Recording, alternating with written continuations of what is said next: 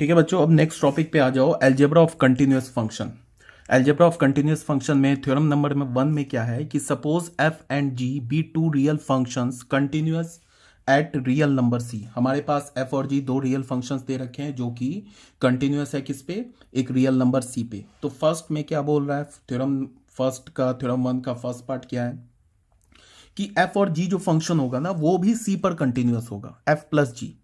अगर F C पर continuous है, जी सी पर कंटिन्यूअस है, तो उनका जो सम फंक्शन होगा वो भी सी पर कंटिन्यूअस होगा, पहला पार्ट। सेकेंड पार्ट क्या है कि एफ माइनस जी भी कंटिन्यूअस होगा सी पर, एफ इंटू जी भी कंटिन्यूअस होगा सी पे, और एफ अपॉन जी जो है ना वो भी सी पर कंटिन्यूअस होगा। बट यहाँ पे एक एक्स्ट्रा कंडीशन क्या है कि G of C should not equals to zero. G of C क्या होना चाहिए, जीरो के इक्वल नहीं होना चाहिए। कहने का ये मतलब है कि जैसे कि हम जब भी एफ अपॉन जी की बात करेंगे ना, तो एफ अपॉन जी में तो ऑब्वियस सी बात है कि जिस एक्स पर जी फंक्शन जीरो हो जाएगा तो वो एक्स तो हमारा एफ अपॉन जी के डोमेन में ही नहीं होगा। तो ऑब्वियस सी बात है कि हम फिर उसमें क्या बोलेंगे कि जी ऑफ सी, अगर सी पर जी फंक्शन जीरो हो जाएगा तो एफ अपॉन जी के डोमेन में नहीं होगा, तो जी ऑफ सी क्या होना चाहिए, जीरो के इक्वल नहीं होना चाहिए।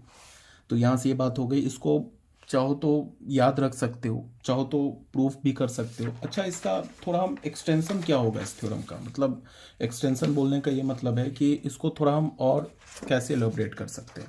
अभी हमने क्या बोला, हमने बोला कि अगर हमारे पास कोई फंक्शन एफ है, अगर एफ फंक्शन है वो at x is equals to C पर कंटिन्यूअस है, जी फंक्शन है वो भी at x is equals to C पर कंटिन्यूअस है, तो इस दोनों से हमें क्या एरो देने का मतलब continuous at x is equal to सी।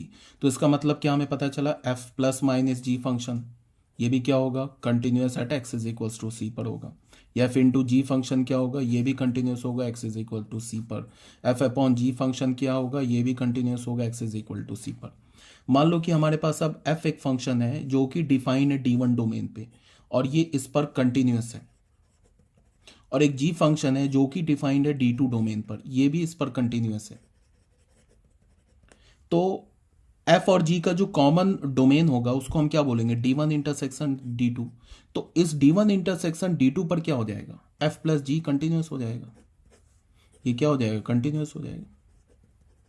मतलब यहाँ पे क्या बोल रहा हूँ कि अगर हमारे पास कोई फंक्शन एफ है जो कि जिसका डोमेन मान लो सपोज डैट 1,5 है, ऐसे करके ये इस पर कंटिन्यूअस है। D2 हमारे एक फंक्शन, ये जो है डोमेन ऑफ एफ फंक्शन का है, ये मान लो 2 to 10 है, ये डोमेन ऑफ जी फंक्शन है।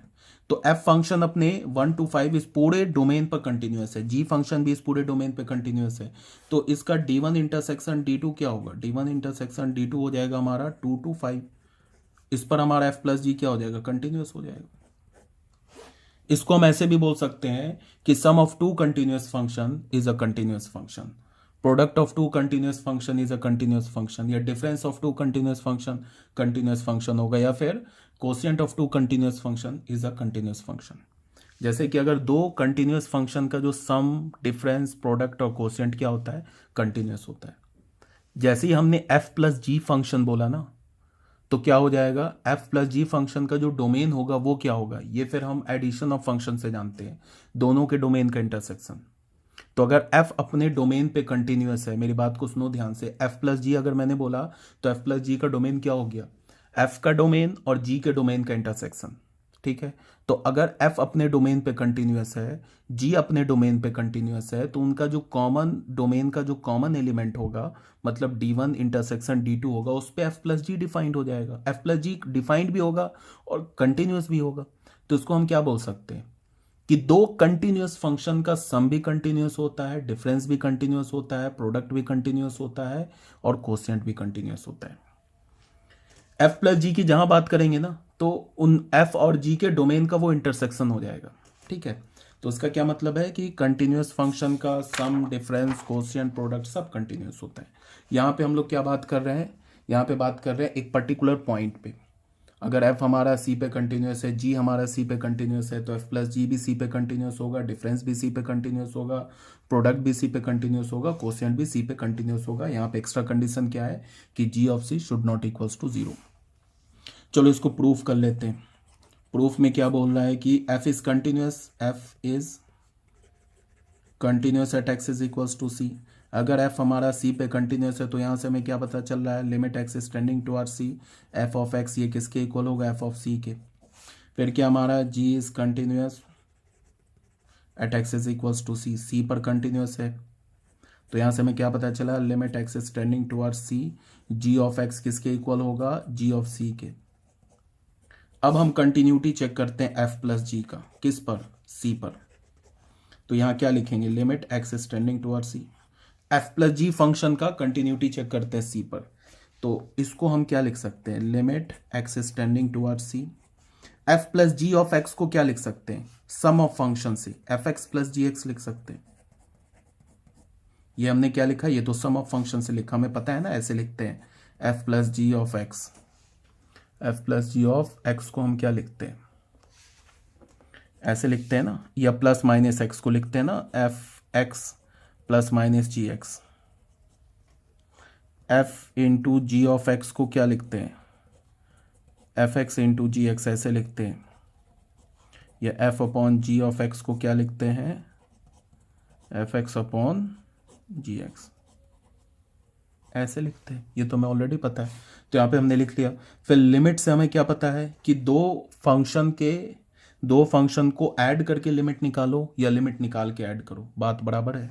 इसको ऐड करके हमने लिमिट निकाला है, अब इसका पहले दोनों का अलग अलग लिमिट निकाल के ऐड कर देते हैं, ऐसे लिख देते हैं।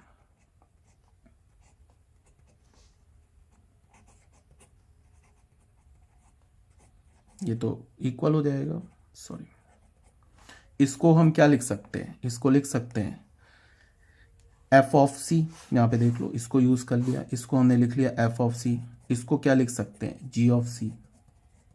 तो ये क्या हो जाएगा, एफ प्लस जी ऑफ सी, फिर सम ऑफ द फंक्शन से। अब तुम इसको देखो, लेफ्ट हैंड साइड को, यहां देखो ये लेफ्ट हैंड साइड को, और इसको देखो ये क्या लिखा हुआ है,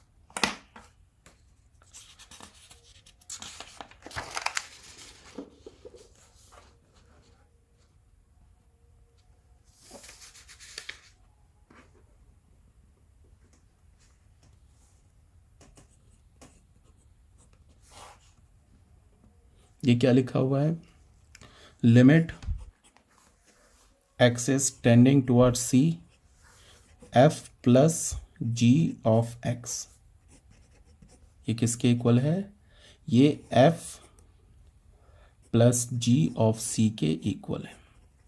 जैसे ना तुम एफ प्लस जी को एक मिनट के लिए एच फंक्शन मान लो, तो ये क्या लिखा हुआ है, limit x is tending toward C, H X is equals to H of C, ये ऐसे लिखा है। तो इसका क्या मतलब हो गया, एच जो कि एफ प्लस जी फंक्शन है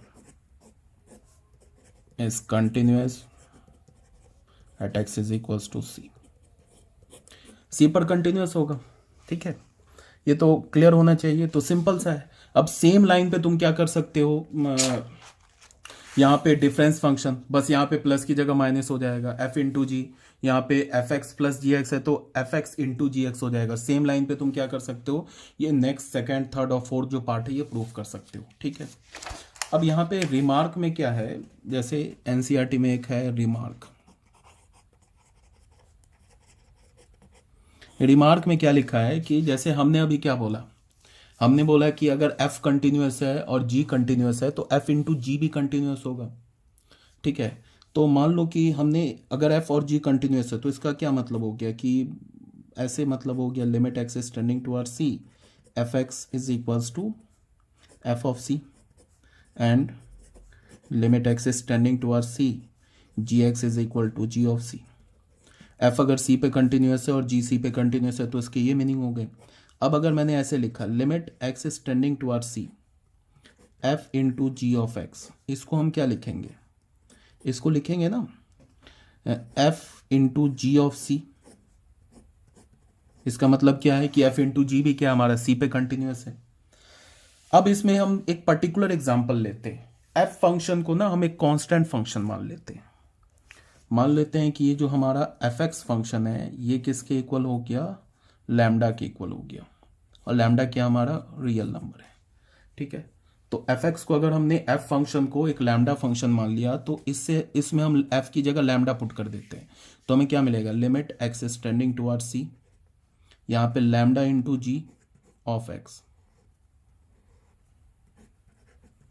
यहाँ पे एफ की जगह लैम्डा डालेंगे तो ये क्या हो जाएगा, लैम्डा इंटू जी सी। ठीक है, ऐसा हो गया। तो इससे हमें क्या पता चल रहा है, इससे हमें ये पता चल रहा है कि इससे ये पता चल रहा है कि अगर हमारा जी फंक्शन सी पर कंटिन्यूअस है, अगर जी फंक्शन सी पे कंटिन्यूअस है तो लैम्डा इंटू जी फंक्शन वो भी क्या होगा, सी पर कंटिन्यूअस होगा। मतलब अगर मैं बोलूं कि एक हमारे पास फंक्शन एफ है, वो 2 पर कंटिन्यूअस है, 2 पर कंटिन्यूअस है, तो हम मैंने क्या बोला कि 3 इंटू एफ, अगर मैं उस फंक्शन को किसी कांस्टेंट से मल्टीप्लाई कर दूं तो भी वो फंक्शन क्या होगा, 2 पे कंटिन्यूअस होगा। जैसे अगर हमारा जी फंक्शन सी पे कंटिन्यूअस है तो लैम्डा इंटू जी फंक्शन भी सी पे कंटिन्यूअस है, इससे ही हमें पता चल रहा है। अगर मैं बोलूं कि हमारे पास एफ फंक्शन है वो 2 पर कंटिन्यूअस है, 2 पर कंटिन्यूअस है, तो 3 इंटू एफ ये भी 2 पर कंटिन्यूअस हो। अब इन पार्टिकुलर क्या ले लेते हैं, लैम्डा का वैल्यू, पार्टिकुलर लैम्डा का वैल्यू अगर 1 ले लेते हैं या -1 ले लेते हैं। ठीक है, अगर लैम्डा 1 लेंगे तब तो ये क्या हो जाएगा कि जी फंक्शन की कंटिन्यूटी आ जाएगी, लैम्डा इज इक्वल टू 1 लोगे तब तो यही सेम रिजल्ट आ जाएगा। अगर हमने लैम्डा का वैल्यू -1 लिया तो हमें क्या मिला, limit x is tending towards c, यहाँ पे क्या हो जाएगा, minus g of x is equals to minus g of c. इस माइनस को बाहर निकाल सकते हैं, तो यहां से हमें क्या पता चल रहा है, माइनस लिमिट से बाहर निकाल सकते हैं, x is tending towards c, ji of x is equals to minus g of c. या इसी रिजल्ट से हमें क्या पता चल रहा है, इस रिजल्ट से ये पता चल रहा है कि जो माइनस जी फंक्शन है, या फिर इसको हम ऐसे भी लिख सकते हैं ना, limit x is tending towards c minus g in of x is equals to minus g of c, ऐसे भी लिख सकते हैं। तो यहां से हमें इस रिजल्ट से क्या पता चल रहा है कि अगर जी फंक्शन सी पर कंटिन्यूअस है तो माइनस जी फंक्शन भी सी पर कंटिन्यूअस होगा। इसका मतलब अगर मैंने बोला कि एफ फंक्शन 2 पर कंटिन्यूअस है तो माइनस एफ फंक्शन भी 2 पर कंटिन्यूअस होगा। अगर जी फंक्शन हमारा यहाँ पे अगर लैम्डा का वैल्यू -1 लिया तो यहाँ पे हमने क्या माना है कि जी फंक्शन क्या हमारा कंटिन्यूअस है सी पर, तो अगर जी फंक्शन सी पे कंटिन्यूअस है तो माइनस जी फंक्शन भी सी पे कंटिन्यूअस है, तो अगर एफ फंक्शन सी पे कंटिन्यूअस है तो माइनस एफ फंक्शन भी सी पर कंटिन्यूअस है। तो ये हो गया हमारा रिमार्क नंबर 1। अब आ जाते हैं बच्चों रिमार्क नंबर 2 पे। ये सब बस ऐसे ही है, इसको ध्यान से सुन लो। हो गया हमारा पेज नंबर 31 पे आते हैं। सेकेंड रिमार्क में क्या है कि अभी हमने क्या बोला कि अगर limit x is tending towards c, f x function ये सी पर कंटिन्यूअस है तो ये रिजल्ट है, और जी फंक्शन अगर सी पे कंटिन्यूअस है तो ये होगा एफ ऑफ सी, नहीं एफ ऑफ सी। यहाँ पे मैंने सी लिख दिया क्या, यहाँ पे भी सॉरी एफ ऑफ सी होगा, दिस इज एफ ऑफ सी, यहाँ पे एफ ऑफ सी होगा। ठीक है, एफ ऑफ सी नहीं जी ऑफ सी होगा, ठीक है ना, क्लियर है। तो किसके इक्वल होगा, जी ऑफ सी के इक्वल होगा। अब देखो क्या है, अगर एफ फंक्शन हमारा सी पे कंटिन्यूअस है तो limit f of x is tending towards c किसके इक्वल होगा, एफ ऑफ सी के। Limit x is tending towards c, अगर जी फंक्शन हमारा सी पे कंटिन्यूअस है तो जी फंक्शन का लिमिटिंग वैल्यू सी पर किसके इक्वल होगा, जी फंक्शन के फंक्शनल वैल्यू के। अब हमें पता है कि एफ सी पे कंटिन्यूअस है, जी सी पे कंटिन्यूअस है, तो इनका जो कोसिएंट फंक्शन होगा मतलब एफ अपॉन जी फंक्शन होगा वो भी सी पर कंटिन्यूअस होगा। तो इसका क्या मतलब है कि limit f upon g of x किसके इक्वल होगा, f upon g of c के इक्वल होगा। ये हमें पता है ना, तभी तो एफ अपॉन जी फंक्शन क्या होगा, सी पे कंटिन्यूअस होगा। अब यहाँ पे हम लोग क्या करें कि इसमें हम ले लेते हैं इन पार्टिकुलर, एक पार्टिकुलर एग्जांपल में क्या करें, लेट एफ फंक्शन को हमने एक कांस्टेंट फंक्शन लैम्डा मान लिया, तो यहाँ पे लैम्डा पुट कर देते हैं, एक्स इज टेंडिंग टुवर्ड्स सी, ये क्या हो जाएगा लैम्डा अपॉन जी एक्स, यहाँ भी लैम्डा पुट कर देते हैं, ये क्या होगा lambda upon g of c. तो हमें यहां से क्या पता चला कि अगर जी फंक्शन सी पे कंटिन्यूअस है तो लैम्डा अपॉन जी फंक्शन भी सी पे कंटिन्यूस है। इसको हम ऐसे बोल सकते हैं कि अगर जी फंक्शन 2 पे कंटिन्यूस है तो 3 अपॉन जी या 4 अपॉन जी या 5 अपॉन जी फंक्शन क्या हमारा 2 पे कंटिन्यूस है। मतलब अगर जी फंक्शन है, या फिर तुम ऐसे बोलो कि जी फंक्शन अगर हमारा सी पे कंटिन्यूस है तो क्या मैंने बोला 3 अपॉन या लैम्डा अपॉन जी क्या हमारा सी पे कंटिन्यूस होगा। जैसे इसको तुम मान लो कि हमारे पास एक जी फंक्शन है जो कि कंटिन्यूस है at x is equals to 2 पर। तो अब यहाँ पे अगर मैं बोलूँ कि 3 अपॉन जी ये भी फंक्शन कंटिन्यूस होगा एक्स इज इक्वल टू 2 पे। 4 अपॉन जी ये भी फंक्शन हमारा कंटिन्यूस होगा एक्स इज इक्वल टू 2 पे। इसमें फिर हमने क्या किया, put lambda is equals to -1 ले लेते हैं। तो यहाँ पे क्या हो जाएगा, limit x is tending towards c -1 upon g of x किसके इक्वल हो जाएगा, -1 अपॉन जी ऑफ सी। तो यहाँ से हमें क्या पता चला कि अगर जी फंक्शन हमारा क्या है सी पे कंटिन्यूस है तो -1 अपॉन जी फंक्शन भी क्या होगा सी पे कंटिन्यूस होगा। ठीक है बच्चों, यहाँ तक तो ये क्लियर होगा। अब उसके बाद आ जाते हैं हम लोग यहाँ पे आ जाते हैं, अब बच्चों आ जाते हैं एग्जाम्पल नंबर 16 पे। एग्जाम्पल 16 में क्या है, बोल रहा है prove that every rational function, prove that every rational function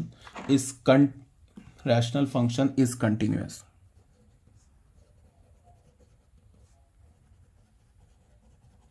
हमें क्या प्रूव करना है कि जितने भी रैशनल फंक्शन होते हैं ना वो कंटिन्यूस होते हैं,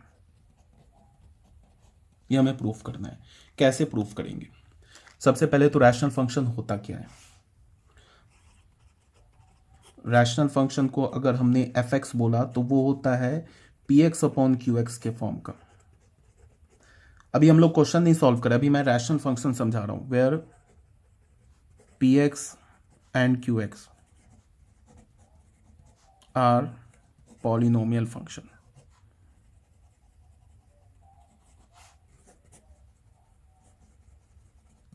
and q of x is not equals to 0। अगर मैंने बोला क्या कि एफ एक्स हमारा एक रैशनल फंक्शन है तो एफ एक्स किस फॉर्म का होगा, P x upon q x के फॉर्म का होगा, और पी एक्स और क्यू एक्स क्या होगा, हमारा दोनों पॉलिनोमियल फंक्शन होगा, और जो डिनोमिनेटर वाला फंक्शन है वो 0 नहीं होगा। ये हो गया इसमें। अब इसका डोमेन क्या होगा इस फंक्शन का, एफ एक्स फंक्शन का डोमेन क्या होगा, ऑल रियल नंबर से उस एक्स को हटा दो जहां पे डिनोमिनेटर वाला फंक्शन 0 हो रहा है, ये उसका डोमेन हो जाएगा एफ एक्स फंक्शन का। ठीक है, इसको एक बार हम लोग एग्जांपल्स देख लेते हैं। फॉर एग्जांपल ले लेते हैं। हमारे पास एक एफ एक्स फंक्शन दे रखा है x square plus 3x minus 2 upon x minus 5 into x plus 4, ऐसे दे रखा है फंक्शन। इसको हम क्या लिख सकते हैं, x square plus 3x minus 2 upon x square क्या होगा plus 4x minus 5x minus x minus 20, ऐसे लिख सकते हैं। तो ये देखो ये भी पॉलिनोमियल, ये भी पॉलिनोमियल, तो एफ एक्स क्या हो गया, रैशनल फंक्शन। अब अगर मैं डोमेन ऑफ एफ फंक्शन की बात करूं तो ऑल रियल नंबर से उस एक्स को हटाओगे जहां पे ये फंक्शन, इसको मान लो कि हमने इसको माना पी एक्स फंक्शन माना, इसको हमने मान लिया क्यू एक्स फंक्शन। तो जहां पे क्यू एक्स फंक्शन 0 हो रहा है, जिस एक्स पर क्यू एक्स फंक्शन 0 हो रहा है ना उसको हटा देना है। तो ऑल रियल नंबर से किस एक्स को हटाना है, किस एक्स पर क्यू एक्स फंक्शन 0 हो रहा है, एक तो 5 पर एक तो -4 पे। यहाँ पे तुम एक्स का वैल्यू -4 डालोगे पूरा 0 हो जाएगा, 5 डालोगे ये 0 हो जाएगा। तो क्या होगा, किस एक्स को हटाना है हमें, x is equal to 5 and -4। इसका मतलब डोमेन क्या होगा, ऑल रियल नंबर से हमें एक तो -4 हटा देना है, एक तो 5 हटा देना है। ठीक है बच्चों, ये तो हो गया हमारा रैशनल फंक्शन। अब इसमें क्वेश्चन में क्या बोल रहा है कि prove that every rational function is a continuous function. तो हमने क्या किया कि एक फंक्शन ले लिया, अब हम लोग सॉल्यूशन कर रहे हैं यहाँ पे, अब सॉल्यूशन अब स्टार्ट कर रहे हैं। हमने एक फंक्शन ले लिया एफ एक्स, इसको हमने बोल दिया p x upon q x बोल दिया, और where p x and q x are polynomial function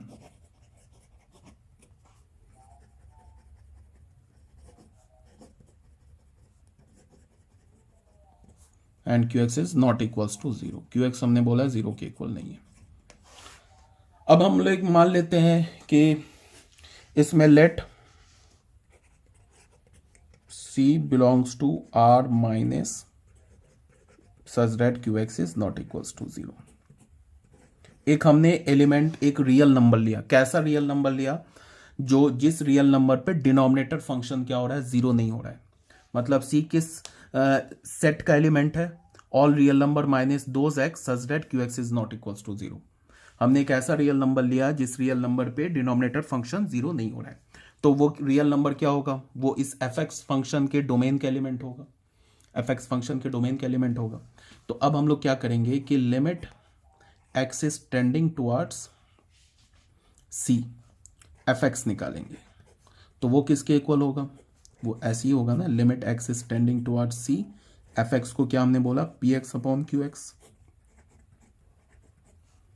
अब फिर लिमिट की प्रॉपर्टी से हमें क्या पता है कि इसको हम ऐसे लिख सकते हैं, limit x is tending towards c, p of x upon limit x is tending towards c, q of x, ऐसे लिख सकते हैं। और फिर ये पॉलिनोमियल फंक्शन है, सीधे लिमिट पुट कर देंगे, पी ऑफ सी अपॉन क्या हो जाएगा? Q of c. इसको फिर हम क्या लिख सकते हैं? P x upon q x, या फिर हम इसको ऐसे भी लिख सकते हैं p c upon q c, बस रहने तो इसको। तो यहां से हमें क्या पता चला? Limit x is tending towards c, ठीक है, क्या पता चला? Limit x is tending towards c, f x is equals to, क्या हमें पता चल गया? इसको हम क्या लिख सकते हैं? एफ ऑफ सी नहीं लिख सकते हैं। देखो ना, इसमें अगर तुम सी डालोगे तो क्या मिलेगा? P c upon q c. तो ये क्या हो गया? F of c. तो इससे हमें क्या कंक्लूजन मिला? F x is continuous at x is equals to c. This implies that c क्या हमारा? सी पॉलिनोमियल फंक्शन के डोमेन का एलिमेंट है। तो यहां से हमें पता चला f x is continuous in its domain. ठीक है, ये हो गया क्लियर। या फिर हम ऐसे बोले, या फिर हम इसको ऐसे बोले कि जो हमारा एफ एक्स फंक्शन है ना, वो P x upon q x, P x भी हमारा क्या है? पॉलिनोमियल फंक्शन है, तो अपने डोमेन पे कंटिन्यूअस होगा। और क्यू एक्स भी क्या हमारा? एक पॉलिनोमियल फंक्शन है, तो अपने डोमेन पे कंटिन्यूअस होगा। तो इसको हम ऐसे भी बोल सकते हैं कि quotient of two continuous function is a continuous function. तो पी एक्स कंटिन्यूअस है, क्यू एक्स कंटिन्यूअस है, तो एफ एक्स कंटिन्यूअस हो जाएगा। या तो हम ऐसे भी बोल सकते हैं, अगर दिखाना चाहते हो तो क्या करो कि पी एक्स और क्यू एक्स फंक्शन, ये एफ एक्स फंक्शन के डोमेन का एक एलिमेंट उठा लो, फिर उस पर दिखा दो कि क्या हमारा एफ एक्स कंटिन्यूअस है, और एफ एक्स हमारा क्या? P x upon q x है, मतलब एफ एक्स क्या? एक रैशनल फंक्शन है। तो हो गया, F x is a continuous in its domain. तो एक तो ये हो गया, ठीक है। अब बच्चों आ जाओ एग्जाम्पल नंबर 17 में। बच्चों क्या है इसमें? Discuss the continuity of sine function. Sine function की हमें कंटिन्यूटी डिस्कस करनी है। ये हमारा एग्जांपल नंबर 17। तो साइन फंक्शन क्या होता है? y is equals to f x is equals to sine x. इसकी हमें कंटिन्यूटी डिस्कस करनी है। तो ऑब्वियस सी बात है कि पूरे रियल नंबर पे कंटिन्यूस होता है, मतलब ये तो एवरीवेयर कंटिन्यूस फंक्शन ऐसे ही होता है ना कर्व साइन एक्स फंक्शन का।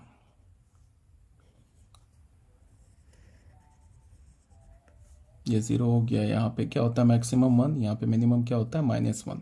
तो ये होता है साइन फंक्शन। ये हो गया π/2, दिस इज पाई, या -π/2 -पाई, -3π/2 -2π, ऐसे होता है साइन फंक्शन का कर्व। तो ये कर्व देख के ही तुम्हें पता चल रहा है कि ये तो एक हमारा कंटिन्यूअस फंक्शन है, ये एवरीवेयर कंटिन्यूअस है। एवरीवेयर कंटिन्यूअस बोलने का मतलब साइन एक्स फंक्शन का डोमेन क्या होता है? All real number. अब ये पूरे रियल नंबर पे कंटिन्यूअस है। तो सबसे पहले इसको प्रूफ कैसे करेंगे? Domain of sine x function क्या होता है? All real number. मान लिया कि let c belongs to R. हमने क्या मान लिया? सी मान लिया कि क्या है? रियल नंबर है, एनी रियल नंबर। अब हमें दिखाना है क्या है कि फंक्शन जो है साइन एक्स फंक्शन, ये क्या हमारा एक कंटिन्यूअस फंक्शन है। तो अब कंटिन्यूअस फंक्शन दिखाना है, कैसे दिखाएंगे? अगर मैंने ये दिखा दिया limit x is tending towards c, f x means sine x, अगर ये f of c means sine of c के इक्वल है, अगर ये दिखा दिया, प्रूफ कर दिया, तो फिर प्रूफ हो जाएगा कि sine x is continuous at x is equals to c. This implies sine x is continuous for all real number. ठीक है, अब इसको कैसे प्रूव करेंगे? इसको प्रूव करने के लिए हमारे पास क्या है, एक तो ये रास्ता है कि हम लोग ऐसे लिमिट निकालते हैं ना, लिमिट मान लो कि हमें लिमिट निकालना है x is tending towards a, F x का लिमिट निकालना है, तो इसको हम लोग कैसे लिख सकते हैं? ऐसे लिख सकते हैं limit h is tending towards zero f of a plus H. एक तो ऐसे भी लिमिट लिख सकते हैं, ऐसे लिमिट निकालो या ऐसे लिमिट निकालो, बात तो बराबर है। दूसरी बात कि अगर हमें लेफ्ट हैंड लिमिट निकालना होता है तो हम कैसे लिखते हैं? Limit h is tending towards zero f of a पर निकालना है तो ए माइनस एच, ये क्या हो गया हमारा L H L, left hand limit at x is equals to a, ये लिमिट से पता होगा। और लिमिट अगर मैंने लिखा h is tending towards zero f of a plus h, ये क्या हो गया हमारा right hand limit at x is equals to a, right hand limit at x is equals to a, ये ए पर क्या हो गया राइट हैंड लिमिट, ये पता होगा लिमिट से, ठीक है ना। तो हमें क्या करना है, हमें ये दिखाना है कि साइन एक्स फंक्शन का लिमिटिंग वैल्यू सी पर और साइन फंक्शन का वैल्यू सी पर ये इक्वल है। देखो ये चीज और ये चीज एक ही बात लिखा है, चाहे तुम ऐसे लिमिट निकालो चाहे ऐसे लिमिट निकालो।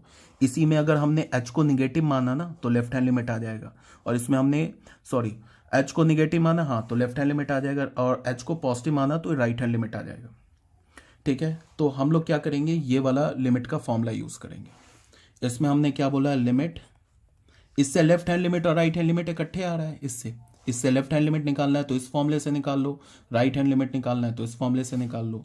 तो इसको हम लोग क्या लिख सकते हैं, limit x is tending towards c f x, इसको हम क्या लिख सकते हैं, limit x is tending towards c f x को क्या लिख सकते हैं, साइन ऑफ एक्स।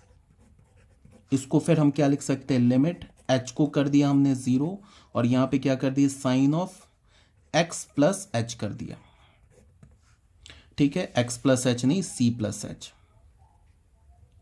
ठीक है, ऐसे कर दिया, ये फॉर्मूला यूज कर लिया। तो इसको हम क्या बोल सकते हैं, limit h is approaching towards zero.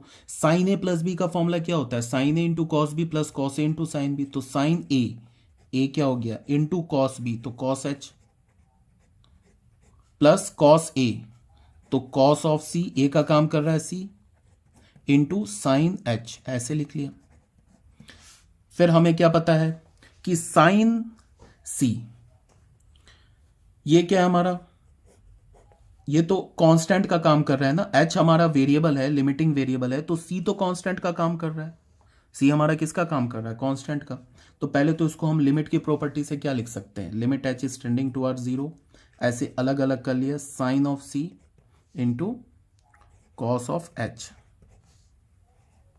Plus limit h is tending towards zero cos of c into sine of h, ऐसे अलग अलग कर लिया, ठीक है, यहां तक कोई प्रॉब्लम नहीं है।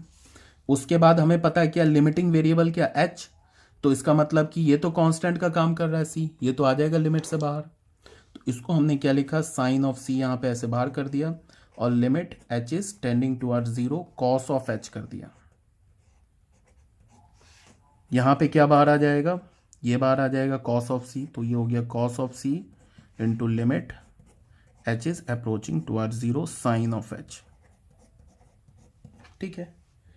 अब बच्चों तुम ऐसे देखो कि कॉस फंक्शन का लिमिट क्या होगा जीरो पे, ये लिमिट में तुम्हें पता होगा कि हम लोग क्या करें, h is equals to zero यहां पुट कर दे, ये लिमिट से आता होगा। अगर नहीं आता है तो ग्राफ तुम देख सकते हो, कॉस फंक्शन का कर्व कैसा होता है, ऐसा ही तो होता है, ये जीरो है। तो अगर तुम जीरो को लेफ्ट से अप्रोच करो या जीरो को राइट से अप्रोच करो, कॉस फंक्शन का वैल्यू कहां जाएगा, वन की ओर। ये पॉइंट का कोऑर्डिनेट क्या है, 0,1। चाहे जीरो को लेफ्ट से अप्रोच करो जीरो को राइट से, तो कॉस फंक्शन का वैल्यू कहां जाएगा, वन की ओर। और साइन फंक्शन का कर्व जीरो पे क्या होता है, देख लो ऐसा ही होता है ना। अगर तुम जीरो को लेफ्ट से अप्रोच करो या जीरो को राइट से अप्रोच करो, साइन फंक्शन का वैल्यू कहां जाएगा, इधर से जीरो की ओर, इधर से भी जीरो की ओर। इसका मतलब ये जो लिमिट लिखा है ये क्या हो जाएगा हमारा जीरो, और यहां पे ये जो लिखा है ये क्या हो जाएगा वन, इसका लिमिटिंग वैल्यू क्या होगा वन, इसका लिमिटिंग वैल्यू क्या होगा जीरो। या फिर तुम ऐसे देखो, h is equals to zero यहां पुट कर दो तो कॉस ऑफ जीरो वन होता है, यहां h is equals to zero put कर दो तो साइन ऑफ जीरो क्या होता है, जीरो होता है। तो फाइनल हमें क्या मिल गया, साइन ऑफ सी, ठीक है, इसका वैल्यू क्या मिला वन, इसका limiting value plus cos of c, इसका लिमिटिंग वैल्यू क्या मिल गया 0। तो 0 into cos c 0, 1 into sine c, ये क्या मिल गया हमें साइन ऑफ सी। अब फाइनल तुम इसे देखो, इसको देखो, ये किसके इक्वल आ गया, ये साइन सी के इक्वल आ गया नहीं। इसको हम क्या लिख सकते हैं,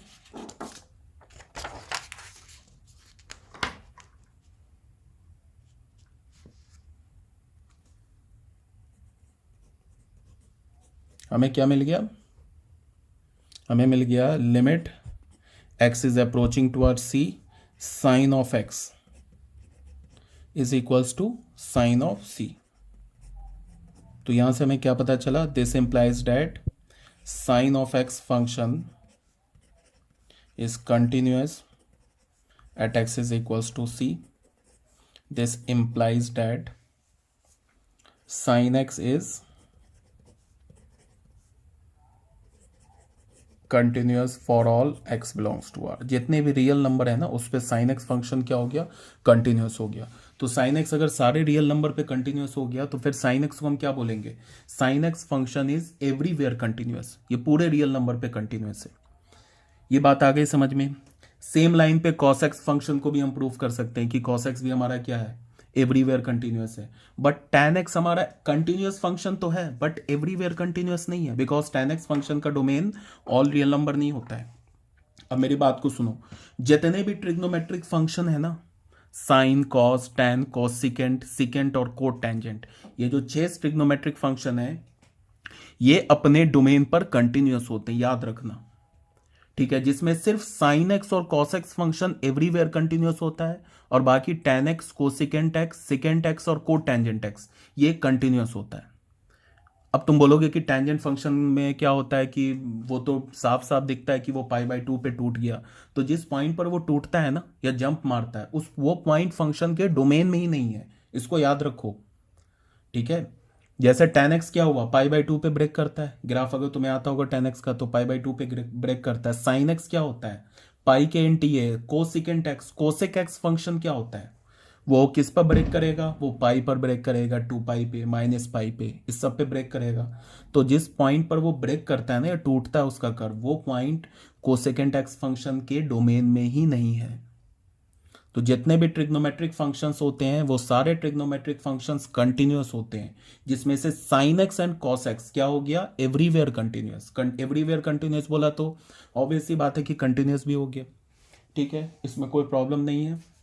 तो all the trigonometric functions are continuous function where sine x and cos x are everywhere continuous function. एक बच्चों एक एग्जाम्पल और हो जाएगा जिसको हम बोलेंगे example number 18।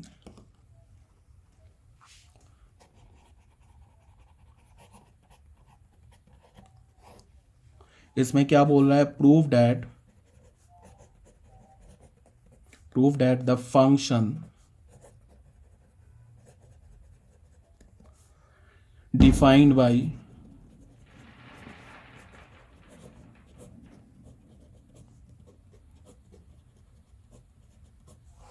tan x is a continuous function।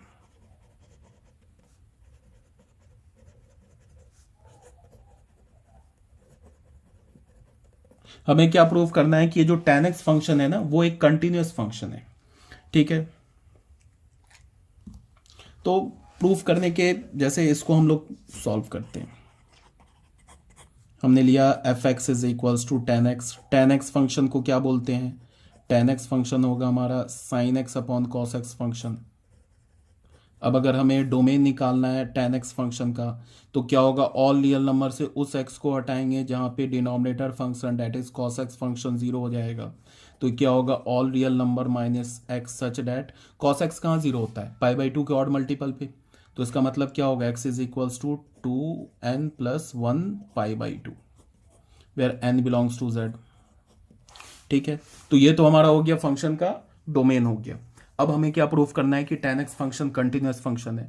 तो एक लाइन में तो तुम ऐसे लिख सकते हो कि we know that quotient of 2 continuous function is a continuous function. एक लाइन में लिख सकते हो इसका answer, sin x is a continuous function, cos x is a continuous function, तो sin x upon cos x which is equals to tan x is a continuous function. Full marks मिल जाएंगे, कहीं कोई प्रॉब्लम नहीं है, but एक line लिखना होगा तुम्हें कि we know that the quotient of two continuous function is a continuous function, हमारा प्रूफ हो गया, कहीं कोई प्रॉब्लम नहीं है, ऐसे भी तुम लिख सकते हो। दूसरा क्या है, थोड़ा अगर लिखना चाहते हो, थोड़ा लैंग्वेज में लिखना चाहते हो तो ऐसे लिखो कि let c belongs to all real number minus x such that x is equals to 2n+1 π/2। हमने एक सी उठा लिया, किसके डोमेन से, tan x फंक्शन के डोमेन से एक हमने पॉइंट उठा लिया, ठीक है।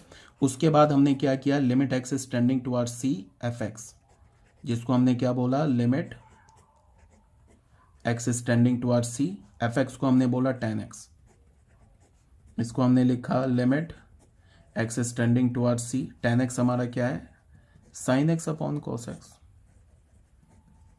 फिर लिमिट की प्रॉपर्टी से हमें क्या पता है कि limit x is tending towards c, अलग अलग लिमिट हो जाएगा, न्यूमरेटर पे अलग लिमिट लेंगे और डिनोमिनेटर पे हम लोग क्या लेंगे, अलग लिमिट लेंगे। इसका वैल्यू क्या हो जाएगा, अभी हमने बोला है साइन ऑफ सी, इसका वैल्यू क्या हो जाएगा, सेम लाइन पे कॉस ऑफ सी, तो ये क्या हो जाएगा, tan ऑफ सी। तो यहां से हमें क्या पता चला, limit x is approaching towards c f x is equals to tan of c को तुम क्या लिख सकते हो, f ऑफ सी लिख सकते हो, ठीक है, f ऑफ सी। इससे हमें क्या पता चला कि tan x is continuous at x is equals to c, c पर कंटिन्यूअस है, this implies that tan x is continuous in its domain. तो यहां से हमें क्या पता चला, tan x is a continuous function.